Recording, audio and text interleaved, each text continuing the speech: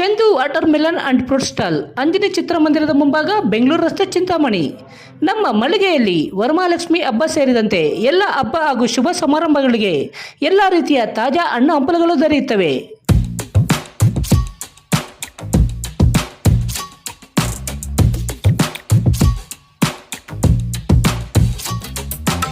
ನಮಸ್ಕಾರ, ಸಿಟಿ ನ್ಯೂಸ್ಗೆ ಸ್ವಾಗತ. ಇದೀಗ ಮುಖ್ಯಾಂಶಗಳು. ಚಿಂತಾಮಣಿ ನಗರದ ಝಾನ್ಸಿ ಕ್ರೀಡಾಂಗಣದಲ್ಲಿ ಎಂಸಿಎಸ್ ಅಭಿಮಾನಿ ಬಳಗದ ವತಿಯಿಂದ ಹಿರಿಯ ನಾಗರಿಕರಿಗೆ ಸ್ವಾತಂತ್ರ್ಯ ದಿನಾಚರಣೆ ಅಂಗವಾಗಿ ಹಮ್ಮಿಕೊಂಡಿದ್ದ ವಿವಿಧ ಕ್ರೀಡಾ ಸ್ಪರ್ಧೆಗಳಿಗೆ ಉನ್ನತ ಶಿಕ್ಷಣ ಸಚಿವ ಡಾಕ್ಟರ್ ಎಂಸಿ ಸುಧಾಕರ್ ರವರು ಹಸಿರು ನಿಶಾನೆ ತೋರಿ ಚಾಲನೆ ನೀಡಿ ಕ್ರೀಡಾಪಟುಗಳಿಗೆ ಶುಭ ಹಾರೈಸಿದರು. ಚಿಂತಾಮಣಿ ನಗರದ ಝಾನ್ಸಿ ಕ್ರೀಡಾಂಗಣದಲ್ಲಿ ಸ್ವಾತಂತ್ರ್ಯ ದಿನಾಚರಣೆ ಅಂಗವಾಗಿ ಎಂಸಿಎಸ್ ಅಭಿಮಾನಿ ಬಳಗದಿಂದ ಹಿರಿಯ ನಾಗರಿಕರಿಗಾಗಿ ಕ್ರೀಡಾ ಸ್ಪರ್ಧೆಗಳನ್ನು ಹಮ್ಮಿಕೊಳ್ಳಲಾಗಿತ್ತು. ಈ ಕಾರ್ಯಕ್ರಮದಲ್ಲಿ ಉನ್ನತ ಶಿಕ್ಷಣ ಸಚಿವ ಡಾಕ್ಟರ್ ಎಂಸಿ ಸುಧಾಕರ್ ಅವರು ಪಾಲ್ಗೊಂಡು ಕ್ರೀಡಾ ಸ್ಪರ್ಧೆಗಳಿಗೆ ಚಾಲನೆ ನೀಡಿ ಮಾತನಾಡಿ, ಭಾನುವಾರ ಬೆಳಗ್ಗೆ ಹೃದಯಾಘಾತದಿಂದ ನಿಧನರಾದ ಪತ್ರಕರ್ತ ಅಂಜನಿ ಶ್ರೀನಿವಾಸರವರ ಮರಣವನ್ನು ಜ್ಞಾಪಿಸಿ, ಈಗ ಹಿರಿಯ ನಾಗರಿಕರು ಆರೋಗ್ಯವಾಗಿದ್ದಾರೆ ಎಂದರೆ ಅವರೆಲ್ಲರೂ ಅದೃಷ್ಟವಂತರು. ಆಧುನಿಕ ಯುಗದಲ್ಲಿ ಅನೇಕ ಕಾಯಿಲೆಗಳಿಗೆ ಔಷಧಿ ಸಿಗುತ್ತಿದ್ದರೂ ಸಣ್ಣ ವಯಸ್ಸಿನವರು ಪ್ರಾಣ ಕಳೆದುಕೊಳ್ಳುತ್ತಿದ್ದಾರೆ. ಕೆಲವರಿಗೆ ವಯಸ್ಸು ಆಗಿದ್ದರೂ ಕೂದಲಿಗೆ ಬಣ್ಣವನ್ನು ಹಾಕಿಕೊಂಡು ಯೌವನವಾಗಿ ಕಾಣಿಸಿಕೊಳ್ಳಲು ಇಷ್ಟಪಡುತ್ತಾರೆ ಎಂದು ಹಾಸ್ಯ ಚಟಾಕಿ ಹಾರಿಸಿದರು. ಕಳೆದ 10 ವರ್ಷಗಳಿಂದ ಹಿರಿಯ ನಾಗರಿಕರಿಗೆ ವಿವಿಧ ಕ್ರೀಡಾ ಸ್ಪರ್ಧೆಗಳನ್ನು ಆಯೋಜಿಸುತ್ತಿರುವ ಸಂಘಟಕರಿಗೆ ಪ್ರೋತ್ಸಾಹಿಸಿ ಮುಂದಿನ ದಿನಗಳಲ್ಲಿ ಹೆಚ್ಚಾಗಿ ಭಾಗವಹಿಸಬೇಕೆಂದು ಕೋರಿದರು. ಕ್ರೀಡಾಕೂಟದ ಆಯೋಜಕ ಡಾಕ್ಟರ್ ವಿ ಅಮರ್ ಮಾತನಾಡಿ, ಹಿರಿಯ ನಾಗರಿಕರಿಗೆ ವಿವಿಧ ಕ್ರೀಡಾ ಸ್ಪರ್ಧೆಗಳನ್ನು ಏರ್ಪಡಿಸಿದ್ದೇವೆ. ಹಿರಿಯರಿಗೆ ಆತ್ಮಸ್ಥೈರ್ಯ ತುಂಬುವ ಸಲುವಾಗಿ ಅವರ ವಯಸ್ಸಿಗೆ ಅನುಗುಣವಾಗಿ ವಾಕಿಂಗ್, ಮಡಿಕೆ ಹೊಡೆಯುವುದು, ಗುಂಡು ಎಸ್ತ, ಮ್ಯೂಸಿಕಲ್ ಚೇರ್, ಚಮಚ ಮತ್ತು ನಿಂಬೆ ಹಣ್ಣಿನ ಓಟ ಹಮ್ಮಿಕೊಂಡಿದ್ದು, ಇದರಲ್ಲಿ ಮಹಿಳೆಯರು ಪುರುಷರು ಲವಲವಿಕೆಯಿಂದ ಭಾಗವಹಿಸಿದ್ದಾರೆ. ವಿಜೇತರಾದವರಿಗೆ ಸ್ವಾತಂತ್ರ್ಯ ದಿನಾಚರಣೆ ದಿವಸ ಸಚಿವ ಡಾಕ್ಟರ್ ಎಂಸಿ ಸುಧಾಕರ್ ಅವರ ಹಸ್ತದಿಂದ ಬಹುಮಾನಗಳನ್ನು ವಿತರಣೆ ಮಾಡಲಾಗುವುದೆಂದು ತಿಳಿಸಿದರು. ಈ ಸಂದರ್ಭದಲ್ಲಿ ಕೋಚ್ ನಿರ್ದೇಶಕ ಓಲ್ವಡಿ ಅಶ್ವಥ್ ನಾರಾಯಣ ಬಾಬು, ನಗರ ಯೋಜನಾ ಪ್ರಾಧಿಕಾರದ ಅಧ್ಯಕ್ಷ ಬಾಬುರೆಡ್ಡಿ, ನಗರ ಬ್ಲಾಕ್ ಕಾಂಗ್ರೆಸ್ ಅಧ್ಯಕ್ಷ ಡಾಬಾ ನಾಗರಾಜ್, ಗ್ರಾಮಾಂತರ ಬ್ಲಾಕ್ ಕಾಂಗ್ರೆಸ್ ಅಧ್ಯಕ್ಷ ಲಕ್ಷ್ಮಣ ರೆಡ್ಡಿ, ಸಂತೆಕಲ್ಲಳ್ಳಿ ಮಹೇಶ್, ಬೀಡಾ ಶ್ರೀನಿವಾಸ್, ನಗರಸಭಾ ಸದಸ್ಯರಾದ ಕೆವಿ ರೆಡ್ಡಪ್ಪ, ರಾಜಾಚಾರಿ, ವೆಂಕಟಗಿರಿ ಕೋಟೆ ಸುರೇಶ್ ಸೇರಿದಂತೆ ಮತ್ತಿತರರು ಉಪಸ್ಥಿತರಿದ್ದರು. ನಮ್ಮ ಯುವ ಸ್ನೇಹಿತ ಅಮರ್ ಅವರು, ಅಶ್ವಥ್ ನಾರಾಯಣ ಬಾಬು ಅವರು, ಎಚ್ ಎನ್ ಮಹೇಶ್ ಅವರು, ಬೀಡಾ ಶ್ರೀನಿವಾಸ್ ಅವರು ಮತ್ತು ಎಲ್ಲ ಸ್ನೇಹಿತರು ಇವರೆಲ್ಲರೂ ಸೇರಿ ಈ ಕಾರ್ಯಕ್ರಮವನ್ನು ಹಮ್ಮಿಕೊಂಡಿದ್ದಾರೆ. ಅಮರ್ ಅವರು ಈ ಕಾರ್ಯಕ್ರಮವನ್ನು ಸತತವಾಗಿ 10 ವರ್ಷಗಳಿಂದ ನಡೆಸ್ಕೊಂಡು ಬರ್ತಾ ಇದ್ದಾರೆ. ಬಹುಶಃ ಇವತ್ತು ಸಮಾಜದಲ್ಲಿ ನಾವು ಹಲವಾರು ಸಮಸ್ಯೆಗಳನ್ನ ನಾವು ಎದುರಿಸ್ತಾ ಬರ್ತಾ ಇದ್ದೀವಿ. ಇವತ್ತು ತಾವೆಲ್ಲರೂ ಅದೃಷ್ಟವಂತರು ಅಂತ ಹೇಳಿದ್ರೆ ತಪ್ಪಾಗ್ಲಾರ್ದು. ಯಾಕಂದ್ರೆ ಹಿಂದಿನ ಕಾಲದಲ್ಲಿ ಲೈಫ್ ಎಕ್ಸ್ಪೆಕ್ಟೆನ್ಸಿ ಅಂತ ನಾವೇನ್ ಮಾತಾಡ್ತಾ ಇದ್ವಿ, ಕನಿಷ್ಠ ಇಷ್ಟು ವರ್ಷ ಮನುಷ್ಯ ಬದುಕ್ತಾನೆ ಅಂತ ಹೇಳಿರ್ತಕ್ಕಂಥ ಒಂದು ಅಂದಾಜಿತ್ತು, ಒಂದು ಆವರೇಜ್ ಲೈಫ್ ಸ್ಪ್ಯಾನ್ ಅಂತಕ್ಕಂಥದ್ದು ಇತ್ತು. ಇವತ್ತು ಈ ವೈಜ್ಞಾನಿಕ ಪ್ರಪಂಚದಲ್ಲಿ ಇವತ್ತು ಬಹಳಷ್ಟು ಕಾಯಿಲೆಗಳಿಗೆ ಔಷಧಿಗಳನ್ನ ಕಂಡುಹಿಡಿದ್ರು. ಇವೆಲ್ಲದರ ಪರಿಣಾಮ ಇವತ್ತು ಬಹಳಷ್ಟು ಜನ ಇವತ್ತು ಹೆಚ್ಚಿನ ವರ್ಷ ಬದುಕ್ತಕ್ಕಂಥದ್ದಕ್ಕೆ, ಆರೋಗ್ಯವಾಗಿ ಬದುಕ್ತಕ್ಕಂಥದ್ದಕ್ಕೆ ಇವತ್ತು ಅವಕಾಶಗಳಾಗಿದ್ದಾವೆ. ಆದರೆ ಎಲ್ಲೋ ಒಂದು ಕಡೆ ಬಹಳ ಆತಂಕನೂ ಇವತ್ತು ಇದೆ.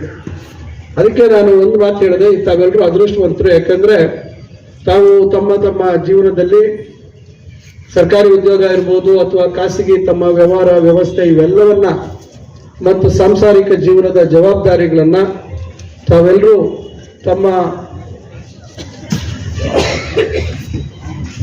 ಏನು ಶಕ್ತಿಗೆ ಅನುಗುಣವಾಗಿ ತಾವು ನಿರ್ವಹಿಸಿಕೊಂಡು ಈಗ ಈ ಒಂದು ಜೀವನವನ್ನ ನಡೆಸಿಕೊಂಡು ಬರ್ತಾ ಇದ್ದೇವೆ.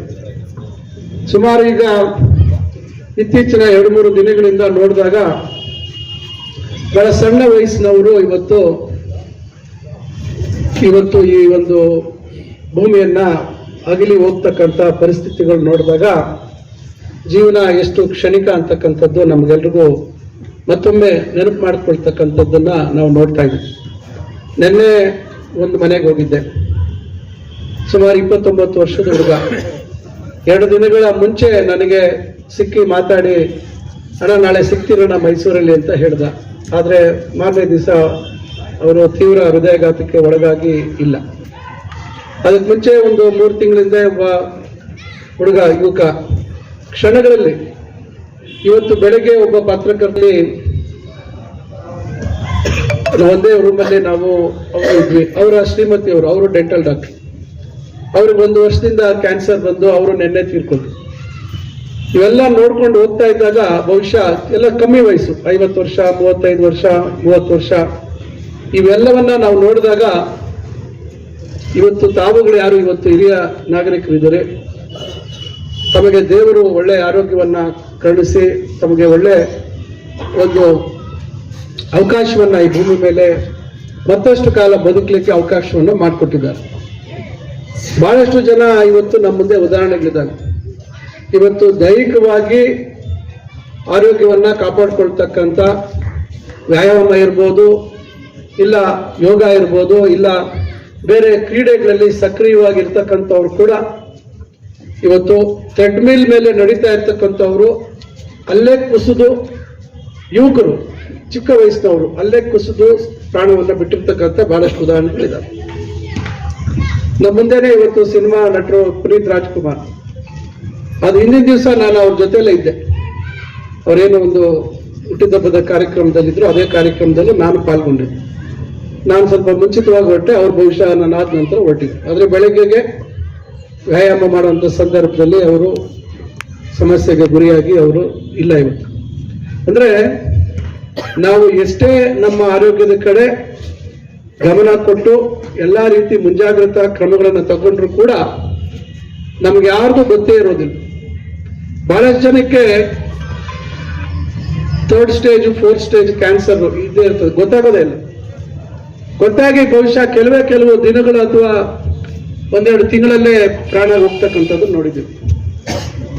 ಆದ್ರೂ ಇವತ್ತು ನಾವೆಲ್ಲರೂ ಒಂದು ಆತ್ಮವಿಶ್ವಾಸದಿಂದ ನಮಗೆ ಸಿಕ್ಕಿರ್ತಕ್ಕಂಥ ಅವಕಾಶಗಳಲ್ಲಿ ಏನು ಈ ಭೂಮಿ ಮೇಲೆ ನಾವು ಯಾವ ಕಾರಣಕ್ಕೆ ಹುಟ್ಟಿದೀವಿ, ನಮ್ಮಿಂದ ಏನೋ ಒಂದು ಈ ಭೂಮಿ ಮೇಲೆ ನಮ್ಮದೇ ಆದಂಥ ಒಂದು ಕೊಡುಗೆ ಕೊಡಬೇಕು ಅಂತಕ್ಕಂಥ ನಿಟ್ಟಿನಲ್ಲಿ ಅದು ವಿವಿಧ ಕ್ಷೇತ್ರಗಳಲ್ಲಿ, ರಾಜಕೀಯ ಕ್ಷೇತ್ರ ಇರ್ಬೋದು, ಶೈಕ್ಷಣಿಕ ಕ್ಷೇತ್ರ ಇರ್ಬೋದು, ಕ್ರೀಡಾ ಕ್ಷೇತ್ರ ಇರ್ಬೋದು, ಅಥವಾ ಉದ್ಯೋಗದ ಕ್ಷೇತ್ರ ಇರ್ಬೋದು, ವ್ಯಾಪಾರದ ಕ್ಷೇತ್ರ ಇರ್ಬೋದು, ಯಾವುದೇ ಕ್ಷೇತ್ರದಲ್ಲಿ ಪ್ರತಿಯೊಬ್ಬರಿಗೂ ಅವ್ರದೇ ಆದಂತ ಒಂದು ಜವಾಬ್ದಾರಿಯನ್ನ ದೇವರು ವಹಿಸಿಕೊಟ್ಟು ಈ ಭೂಮಿ ಮೇಲೆ ನಮ್ಮನ್ನ ಕಳಿಸ್ಕೊಟ್ಟಿದ್ದಾರೆ. ಅದನ್ನ ನಾವು ಕಾಯ ವಾಚ ಮನಸ ಅದನ್ನ ನಿರ್ವಹಿಸ್ತಕ್ಕಂಥ ಕೆಲಸವನ್ನ ಪ್ರಾಮಾಣಿಕವಾಗಿ ಮಾಡ್ಬೇಕು. ಅದ್ರ ಮೇಲೆ ದೈವ ಇಚ್ಛೆ, ಯಾರ್ಯಾರು ಎಷ್ಟೆಷ್ಟು ದಿವಸ ಈ ಭೂಮಿ ಮೇಲೆ ಇರ್ಬೇಕು ಅಂತಕ್ಕಂಥದ್ದು ನಮ್ಮ ಕೈಯಲ್ಲಿಲ್ಲ. ಇಂಥ ಸಂದರ್ಭದಲ್ಲಿ ಇವತ್ತು ಸ್ವಾತಂತ್ರ್ಯ ದಿನಾಚರಣೆಯ ಒಂದು ನೆನಪಿನಲ್ಲಿ ತಮ್ಮೆಲ್ಲರನ್ನೂ ಒಂದು ಕಡೆ ಸೇರಿಸಿ ಎಷ್ಟು ತಮ್ಮ ವಯಸ್ಸಿಗೆ ಅನುಗುಣವಾಗಿ ಯಾವ ಕ್ರೀಡೆಯಲ್ಲಿ ತಾವು ಪಾಲ್ಗೊಳ್ಳಿಕ್ಕೆ ಸಾಧ್ಯ ಇದೆ ಅಂತಕ್ಕಂಥದ್ದನ್ನು ಅರ್ಥ ಮಾಡಿಕೊಂಡು ಒಂದು ರೀತಿ ಮನೋರಂಜನೆ ಜೊತೆಗೆ ಒಂದು ರೀತಿ ತಮಗೆ ಬದಲಾದ ಒಂದು ಸಂದರ್ಭ ಅಥವಾ ಒಂದು ಅವಕಾಶವನ್ನ ಒದಗಿಸ್ಕೊಡ್ತಕ್ಕಂಥ ಕೆಲಸವನ್ನ ಅಮರ್ ಅವರು ಮತ್ತೆ ಎಲ್ಲ ಸ್ನೇಹಿತರು ವೇದಿಕೆಯಲ್ಲಿ ಇರ್ತಕ್ಕಂಥವ್ರೆಲ್ಲರೂ ಇವತ್ತು ಒದಗಿಸ್ಕೊಟ್ಟಿದ್ದಾರೆ. ಭಾಗವಹಿಸಿದ್ದೀರಾ. ಈಗಾಗಲೇ 2 ಇವೆಂಟ್ ಆಗಿದೆ ನಡೀತಕ್ಕಂಥದ್ದು. ಓಡೋಂಗಿಲ್ಲ, ನಿಧಾನಕ್ಕೆ ನಡಿಬೇಕು. ಈಗ ನಡೀತಕ್ಕಂಥದ್ರಲ್ಲಿ ಈಗಾಗಲೇ ಇಬ್ಬರು ಈಗ ಒಂದು ಎಷ್ಟು ಯಾವ ಏಜ್ ಕ್ಯಾಟಗರಿ 55ರಿಂದ 65, ಮಹಿಳೆಯರ 55ರಿಂದ 65, ಪುರುಷರ 71ರಿಂದ 80. ಈಗ ನೋಡಿದಾಗ ಬಹಳಷ್ಟು ಜನ ಮಹಿಳೆಯರು ಇರ್ಬೋದು, ಪುರುಷರು ಇರ್ಬೋದು, ಇಲ್ಲಿ ಬಹಳಷ್ಟು ಜನ ಸರ್ಕಾರಿ ಸೇವೆಯಲ್ಲಿ ಇದ್ದಂಥವ್ರು ಇದ್ದಾರೆ. ಹಿಂದೆ 58 ವರ್ಷಕ್ಕೆ ನಿವೃತ್ತಿ ಇತ್ತು, ಈಗ 60 ವರ್ಷಕ್ಕೆ ನಿವೃತ್ತಿ. ಈ ನಾರಾಯಣ ಸ್ವಾಮಿ ಅವರು ನಿವೃತ್ತಿ ಆಗಿದ್ದೀನಿ ಅಂತ ಹೇಳ್ತಾರೆ. ನೋಡಿದ್ರೆ ಅವ್ರು ಇನ್ನ 45 ವರ್ಷದ ಹುಡುಗನ ತರ, ನವ ಯುವಕನ ತರ ಡ್ರೆಸ್ ಮಾಡೋದು, ಮೇಕಪ್, ಸ್ಟೈಲ್ ಎಲ್ಲ ನೋಡಿದಾಗ ಅವ್ರಿಗೆ 60 ವರ್ಷ ಆಗಿದೆ ಅಂತ ನಾವು ಹೇಳಲಿಕ್ಕೆ ಸಾಧ್ಯ ಇದೆಯಾ? ಸಾಧ್ಯ ಇಲ್ಲ. ಅಂದ್ರೆ ನಾನು ಯಾಕೆ ಹೇಳ್ತಾ ಇದ್ದೀನಿ ಅಂದ್ರೆ, ನಾವೆಲ್ಲರೂ ಇವತ್ತು ಈಗ ನನಗೆ 56ನೇ ವಯಸ್ಸು, ನನಗೆ 69 ಇಸ್ವಿ ಹುಟ್ಟಿರೋದು ಆಯ್ತಲ್ಲ. ಈಗ ನಮಗೂ ಅವ್ರು 4 ವರ್ಷ ವ್ಯತ್ಯಾಸ ಅಷ್ಟೇ ಅಲ್ವಾ? ಈಗ ನಮ್ಮ ನೋಡಿ ನಾಳೆ ಹೇಳ್ಬೋದು. ಅದರಿಂದ ನಮ್ಮ ನಾರಾಯಣ ರೆಡ್ಡಿ ಮೇಷ್ಟ್ರು ನೋಡಿ ನೋಡಿದ್ಬಿಟ್ರೆ ಎಲ್ಲರಿಗಿಂತ ಮುಂಚೆ ಅವ್ರು, ಯಾಕಂದ್ರೆ ಅವರು ಸ್ಪೋರ್ಟ್ಸ್ PT ಮಾಸ್ಟರ್ ಅವರು, ಅವ್ರಿಗೆ ಎಲ್ಲರಿಗೂ ಮಕ್ಕಳಿಗೆ ಸುಮಾರು 35 ವರ್ಷ PT ಹೇಳ್ಕೊಟ್ಟು ಅವರು ಈಗ ನಿರಂತರವಾಗಿ ಇವತ್ತು ಅವರು ಈಗ ಇಲ್ಲಿದ್ದಾರೆ, ಬಹುಶಃ ಯಾವಾಗೂ ಇಲ್ಲಿ ವಾಕಿಂಗ್ ಮಾಡ್ತಾರೆ ಅಂತ ಕಾಣ್ತದೆ. ಅದರಿಂದ ಇವತ್ತು ವಯಸ್ಸು ಅಂತಕ್ಕಂಥದ್ದು ಬಹುಶಃ ನಮ್ಮ ಮನಸ್ಸಿನಲ್ಲಿ ಇರ್ತಕ್ಕಂಥದ್ದು. ಬಹಳಷ್ಟು ಜನ ದೈಹಿಕವಾಗಿ ಆ ವಯಸ್ಸಿಗೆ ಏನು ನಾವು ಆ ವಯಸ್ಸು ಅಂತ ಅನ್ಕೊಳ್ತೀವಿ, ಆದ್ರೆ ಆ ವಯಸ್ಸು ರೀತಿಯಲ್ಲಿ ಕಾಣೋದಿಲ್ಲ. ನಾನು ಯಾಕೆ ನಾರಾಯಣ ಸ್ವಾಮಿ ಅವ್ರಿಗೆ ಹೇಳಿದೆ ಅಂದ್ರೆ, ವಯಸ್ಸು ರೀತಿ ಕಾಣೋದಿಲ್ಲ. ಏನೋ ಇವತ್ತು ಕೂದಲಿಗೆ ಅದಕ್ಕೆ ಬಣ್ಣ ಹಾಕೋಬಹುದು, ನಾವೆಲ್ಲರೂ ಹಾಕೊಂಡು ತೊಂದರೆ ಇಲ್ಲ. ನಾವಂತೂ ಗಂಡಸು ಸ್ವಲ್ಪ ಲೇಟಾಗಿ ಹಾಕೊಳ್ತೀವಿ, ಹೆಣ್ಮಕ್ಳಿಗೆ ಸ್ವಲ್ಪ ಬೇಗ ಹಾಕ್ತಾರೆ ಅಂತ ಕಾಣುತ್ತೆ. ಏನಮ್ಮ, ನೀವೆಲ್ಲ ಹಾಕಿಲ್ಲ. ಆದ್ರೆ ಈಗಿನ ವಯಸ್ಸಲ್ಲಿ, ಯಾಕಂದ್ರೆ ಇವತ್ತು ನಾವು ಬಳಸ್ತಕ್ಕಂಥ ಆಹಾರ ಪದಾರ್ಥಗಳು ಇವೆಲ್ಲ ಸ್ವಲ್ಪ ಬೇರೆ ಬೇರೆ ರೀತಿ ಪರಿಣಾಮಗಳಾಗಿ ಬೇಗ ಕೂದಲು ಬೆಳಗಾಗ್ತಕ್ಕಂಥದ್ದು ಇವೆಲ್ಲ ಇದೆ. ಅದೇ ಸಮಾಜದಲ್ಲಿ ಏನಾಗುತ್ತೆ, ಈಗ ಒಂದು ಸ್ಟೈಲ್ ಆಗಿದೆ ಇವತ್ತು. ಬಹಳಷ್ಟು ಜನ ಗಂಡಸರಲ್ಲಿ ಆ ಥರ ಇಲ್ಲ ಅಂತ ಅನ್ಕೊಳ್ತೀನಿ, ಬಹುಶಃ ಇರ್ಬೋದೇನೋ. ಮೊಮ್ಮಕ್ಕಳು ಇರ್ತಾರೆ, ಮೊಮ್ಮಕ್ಕಳಿಗೆ ಅಜ್ಜಿ ಅಂತ ಕರ್ಸಲ್ಲ, ಅಮ್ಮ ಅಂತ ಕರ್ಸ್ಕೊಳ್ತಾರೆ ಅಜ್ಜಿ ಅಂದ್ರು. ಹೌದಲ್ಲಮ್ಮ? ಅಮ್ಮಮ್ಮ ಅಂತ ಕೆಲವರು ಅಂತಾರೆ, ಕೆಲವರು ನಾನಮ್ಮ ಅಂತ ಅನ್ಕೊಳ್ತಾರೆ. ಈಗ ಮಕ್ಕಳು ಕೆಲವರು ಅಮ್ಮಗೆ ಮಮ್ಮಿ ಅಂತಾರೆ, ಅಜ್ಜಿಗೆ ಅಮ್ಮ ಅಂತಾರೆ. ಯಾಕಂದ್ರೆ ಅವ್ರಿಗೆ ನಾವು ವಯಸ್ಸಾದ್ವಿ, ನಮ್ಮ ಮೊಮ್ಮಕ್ಳಿದಾರ ಅಂತ ಯಾರಾದ್ರೂ ಫ್ರೆಂಡ್ಸ್ಗೆ ನಿಮ್ಗೆ ಇಷ್ಟು ದೊಡ್ಡ ಮೊಮ್ಮಕ್ಳಿದಾರ ಅಂತಂದ್ರೆ ಒಂಥರ ಸ್ಟೇಟಸ್ ಕಮ್ಮಿ ಆಗ್ಬಿಡ್ತದೆ. ಆದ್ರಿಂದ ಇವೆಲ್ಲ ಇವತ್ತು ನಾವು ಇವೆಲ್ಲ ಬದಲಾವಣೆಗಳು ನಾವು ಸಮಾಜದಲ್ಲಿ ನೋಡ್ತಾ ಇದ್ದೀವಿ. ಇವತ್ತು ಬಹಳಷ್ಟು, ಇವತ್ತು ನಾನು ಊರಲ್ಲಿ ನೋಡ್ತಾ ಇದ್ದೀನಿ, ಊರಲ್ಲಿ ಇವತ್ತು ಬಹಳಷ್ಟು ವಿಚಾರಗಳಲ್ಲಿ ಒಂದು ಬದಲಾವಣೆಯನ್ನ ಕಾಣ್ತಾ ಇದ್ದೀವಿ. ನಾನು ಮೊನ್ನೆ ಯಾವುದೋ ಒಂದು ಯಾರೋ ನಮ್ಮ ಮಾಧ್ಯಮ ಸ್ನೇಹಿತರು ಯಾವುದೋ ಹಾಕಿದ್ರು, ಯಾವುದೋ ಒಂದು ಇದು ಯಾರೋ ನೀವು ದೇವಪ್ಪನ ಯಾರೋ ಹಾಕಿದ್ರು, ಯಾರ್ದೋ ಇಲ್ಲ ಇವರೇ ಇರ್ಬೇಕು, ಯಾವುದೋ ಪಿಜ್ಜಾ ಅದು ಯಾವುದೋ ಒಂದು ಹೋಟ್ಲಲ್ಲೆಲ್ಲ ಓಪನ್ ಆಗಿರ್ಬೇಕು. ಪಿಜ್ಜಾ ಬರ್ತದೆ, ಈಗಾಗಲೇ ಬರ್ಗರ್ ಇದೆ, ಇನ್ನೊಂದಿದೆ, ಮತ್ತೊಂದಿದೆ, ಪಾಶ್ಚಾತ್ಯ ಏನೋ ಆಹಾರ ಪದಾರ್ಥಗಳೆಲ್ಲ ಇವತ್ತು ಚಿಂತಾಮಣಿಯಲ್ಲಿ ಪ್ರಾರಂಭ ಆಗ್ತದೆ. ನಾನು ಬಹಳ ದಿವಸದಿಂದ ನೋಡ್ತಾ ಇದ್ದೆ, ಯಾಕೆ ನಮ್ಮ ಚಿಂತಾಮಣಿಯಲ್ಲಿ ಇವೆಲ್ಲ ಬದಲಾವಣೆ ಆಗ್ತಾ ಇಲ್ಲ ಅಂತ. ಇವತ್ತು ಅವೆಲ್ಲ ಬದಲಾವಣೆಗಳಾಗ್ತಾ ಇದ್ದಾವೆ. ಹೆಣ್ಮಕ್ಳು ಗಾಡಿ ಓಡಿಸುವಂಥದ್ದು, ಇವೆಲ್ಲ ಕೆಲವು ಬದಲಾವಣೆ ಇವತ್ತೇನೋ ಪ್ರಪಂಚದಲ್ಲಿ ಆಗ್ತಾ ಇರ್ತಕ್ಕಂಥ ಬದಲಾವಣೆಗಳ ಅನುಗುಣವಾಗಿ ಇವನ್ನೆಲ್ಲ ನಾವು ನೋಡ್ತಾ ಇದ್ದೀವಿ. ಅದರಿಂದ ಇವತ್ತು ಬಹಳ ಉತ್ತಮವಾದಂಥ ಕೆಲಸ ಮಾಡಿದ್ದಾರೆ ಅಮರ್ ಅವರು. ಇದು ಇನ್ನ ಮುಂದಿನ ದಿನಗಳಲ್ಲಿ ಇನ್ನ ಹೆಚ್ಚಿನ ಸಂಖ್ಯೆಯಲ್ಲಿ ಬರಬೇಕಾಗುತ್ತೆ. ಈಗ ನಾವು ಈ ಸ್ಟೇಡಿಯಂಗೆ ಒಂದು ರೂಪ ಕೊಡುವಂಥ ಕೆಲಸ ಮಾಡಿದ್ವಿ ಹಿಂದೆ. ಈಗ ಇದಕ್ಕೆ ಮತ್ತಷ್ಟು ರೂಪ ಕೊಡುವಂಥದಕ್ಕೆ ಎಲ್ಲ ರೆಡಿ ಮಾಡಿ ಇಟ್ಕೊಂಡಿದ್ದೀವಿ. ಅದಕ್ಕೆ 1 ವರ್ಷ ಆಯಿತು, ನಾವಿನ್ನ ಪ್ರಾರಂಭ ಮಾಡಲಿಲ್ಲ. ನನಗೆ ಜವಾಬ್ದಾರಿ ಇಲ್ಲಿ ಜ್ಞಾಪಕ ಮಾಡಬೇಕು ಅಂತೇಳಿ ಹೇಳಿದಾಗ ಅವರು ಬಹಳ ಸಂತೋಷದಿಂದ, ಎಷ್ಟೇ ಒತ್ತಡ ಇದ್ರೂ ಸಹ ಬಹಳಷ್ಟು ಇವತ್ತು ನಾವು ನೋಡ್ತಾ ಇದ್ದೇವೆ. ಅವ್ರನ್ನ ನಾವು ಶಾಸಕರಾಗಬೇಕು ಅಂದ್ರೆ ಎಲ್ಲರ ಇಲ್ಲಿರ್ತಕ್ಕಂಥ ನಿಮ್ಮೆಲ್ಲರ ಪ್ರೀತಿ, ಅಭಿಮಾನ, ಆಶೀರ್ವಾದದಿಂದ ಅವರು ಇವತ್ತು ಕರ್ನಾಟಕ ಸರ್ಕಾರದ ಮಂತ್ರಿಗಳು ಸಹ ಆದರು. ಎಷ್ಟು ಒತ್ತಡ ಇದೆ ಅಂತ ಹೇಳಿದ್ರೆ, ಪ್ರತಿದಿನ ಬಹಳಷ್ಟು ಒತ್ತಡ ಇದೆ. ರಾಜ್ಯದಾದ್ಯಂತ ಅವರು ಸುತ್ತಬೇಕಾಗಿದೆ, ಅನೇಕ ವಿಶ್ವವಿದ್ಯಾಲಯಗಳಿಗೆ ಹೋಗ್ಬೇಕಾಗಿದೆ. ಅದರಲ್ಲಿ ವಿಶೇಷವಾಗಿ ಚಿಕ್ಕಬಳ್ಳಾಪುರ ಜಿಲ್ಲೆಯನ್ನ ಒಂದು ಮಾದರಿ ಜಿಲ್ಲೆಯನ್ನಾಗಿ ಮಾಡಬೇಕು ಅಂತೇಳಿ ಈಗಾಗಲೇ ಇಡೀ ರಾಜ್ಯದಲ್ಲಿ ಎಲ್ಲಿ ಆಗದೆ ಇರತಕ್ಕಂತ, ಯಾವುದೇ ಜಿಲ್ಲೆಯಲ್ಲಿ ಆಗದೆ ಇರತಕ್ಕಂತ ಪ್ಲಾಸ್ಟಿಕ್ ನಿಷೇಧ ಚಿಕ್ಕಬಳ್ಳಾಪುರ ಜಿಲ್ಲೆಯಲ್ಲಿ ಆಗಿದೆ ಅಂತ ಹೇಳಿದ್ರೆ ಅದರೆಲ್ಲ ಕೀರ್ತಿ ಇವತ್ತು ಅಣ್ಣ ಡಾಕ್ಟರ್ ಎಂ.ಸಿ. ಸುಧಾಕರ್ ಅವರಿಗೆ ಸಲ್ಲುತ್ತೆ. ಅದೇ ರೀತಿಯಾಗಿ ಚಿಕ್ಕಬಳ್ಳಾಪುರ ಜಿಲ್ಲೆ ಮತ್ತು ಚಿಂತಾಮಣಿ ತಾಲೂಕಿಗೆ ಅನೇಕ ವಿಶೇಷ ಯೋಜನೆಗಳನ್ನ ಏನಿವತ್ತು ಹೊಸಕೋಟೆಯಿಂದ ಚಿಂತಾಮಣಿಗೆ ಬಂದಿರತಕ್ಕಂತ ರಸ್ತೆ ಯಾವ ರೀತಿ ಹಾಳಾಗಿತ್ತು, ಪ್ರತಿದಿನ ಇಲ್ಲಿ ಹೋಗ್ತಾ ಇರತಕ್ಕಂತ ವಿದ್ಯಾರ್ಥಿಗಳಿಂದ ಹಿಡಿದು ಉದ್ಯೋಗಕ್ಕೆ ಹೋಗೋವರಿಂದ ಹಿಡಿದು ಪ್ರತಿದಿನ ಏನು ಪ್ರವಾಸ ಮಾಡುವವರು ಯಾರ್ಯಾರಿದ್ರು ಅವರೆಲ್ಲ ಬೈಕೊಂತ ಇದ್ರು, ಏನಪ್ಪ ರೋಡ್ ಕಿತ್ತೋಯ್ತು, 10 ವರ್ಷದಲ್ಲಿ ರೋಡ್ ಕಿತ್ತೋಗ್ಬಿಡ್ತು, ಯಾವಾಗ ರೋಡ್ ಆಗೋದು. ಅವರು ಶಾಸಕರಾಗಿದ್ದ, ಮಂತ್ರಿ ಆಗಿದ್ದ, ಮೊದಲನೇದಾಗಿ ಫಸ್ಟ್ ಕೆಲಸ ಮಾಡಿದ್ದೆ ಕೈವಾರ ಕ್ರಾಸ್ ಅಲ್ಲಿ ಪೂಜೆ ಮಾಡಿಬಿಟ್ಟು ಅಲ್ಲಿ ಈ ಒಂದು ರಸ್ತೆಯನ್ನ ಮಾಡಿಕೊಟ್ರು ನಮ್ಗೆ. ಅದೇ ರೀತಿಯಾಗಿ ಹೇಳ್ಕೊಂಡು ಹೋದ್ರೆ ಬಹಳಷ್ಟು ದೊಡ್ಡ ಪಟ್ಟಿನೇ ಇದೆ. ನಮ್ಗೆ ಯಾವುದೇ ಒಂದು ಸರ್ಕಾರಿ ಕಾರ್ಯಕ್ರಮ ಮಾಡಬೇಕು ಅಂತ ಹೇಳಿದ್ರೆ ನಮ್ಗೆ ಯಾವುದೋ ಒಂದು ಭವನ ಇಲ್ಲ. ಇವತ್ತಿಗೂ ಯಾವುದೋ ಒಂದು ಭವನ ನಮ್ಗೆ ಯಾವುದೂ ಇಲ್ಲ. ಯಾವ್ದಾದ್ರು ಒಂದು ಸರ್ಕಾರಿ ಕಾರ್ಯಕ್ರಮ ಮಾಡಬೇಕು ಅಂತ ಹೇಳಿದ್ರೆ ಯಾವುದೋ ಒಂದು ಭವನ ಇಲ್ಲ. ಒಂದು ಗಣಪತಿ ಸೇವಾ ಟ್ರಸ್ಟ್ ನ ಒಂದು ಆಶ್ರಯದಲ್ಲಿ ಅಲ್ಲಿ ಒಂದು ಯಾವ್ದಾದ್ರು ರಂಗಮಂದಿರದಲ್ಲಿ ಏನಾದ್ರು ಕಾರ್ಯಕ್ರಮಗಳು ಮಾಡ್ತಾ ಇದ್ವಿ. ಅಂತದ್ದು ಇವತ್ತು ಒಂದು ಭವ್ಯವಾದ ಚಿಂತಾಮಣಿಯ ಎಲ್ಲ ಸಮಸ್ತ ಜನರಿಗೋಸ್ಕರ ಒಂದು ಸುಂದರವಾದ ಒಂದು ಅಂಬೇಡ್ಕರ್ ಭವನ. ಅದಕ್ಕೆ ಏನು ಈಗಾಗಲೇ 2,93,00,000 ಬಂದಿದೆ.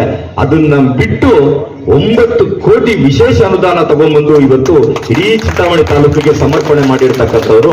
ಹಾಗಾಗಿ ಅನೇಕ ಕನಸುಗಳನ್ನ ಕಂಡುಕೊಂಡಿರ್ತಕ್ಕಂಥವ್ರು. ಇಷ್ಟೆಲ್ಲಾ ಒತ್ತಡ ಇದ್ರೂ ಸಹ ನಾನು ಕ್ರೀಡಾಕೂಟಕ್ಕೆ ಚಾಲನೆ ಮಾಡಕ್ ಬಂದೇ ಬರ್ತೀನಿ ಅಂತ ಹೇಳಿ 3ನೇ ತಾರೀಕಿದ್ದಂತ ಕ್ರೀಡಾಕೂಟವನ್ನು 11ನೇ ತಾರೀಕಿಲ್ಲ 3ನೇ ತಾರೀಕು ಬೇರೆ ಕಾರ್ಯಕ್ರಮ ಇದೆ, 11ನೇ ತಾರೀಕು ಬರ್ತೀನಿ ಅಂತೇಳಿ ಬಹಳ ಪ್ರೀತಿಯಿಂದ ಒಪ್ಕೊಂಡಿದ್ದಾರೆ.